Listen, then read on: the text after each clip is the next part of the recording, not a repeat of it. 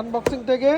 এই হচ্ছে আমাদের 16 প্রো ম্যাক্স, এই হচ্ছে 15 প্রো ম্যাক্স, এটা হচ্ছে 14 প্রো ম্যাক্স, তারপর দাও এইটাই দাও 15 প্রো। এই টোটাল সবকিছু মিলায় হচ্ছে 1 কেজি। এই যে দেখেন 1 কেজি, 1 কেজি ফোনের প্রাইস আপনাদেরকে আসলে আমরা বলে দিব কত। যারা হচ্ছে কেজির দরে ফোন কিনতে চান সরাসরি চলে আসবেন আনবক্সিং থেকে।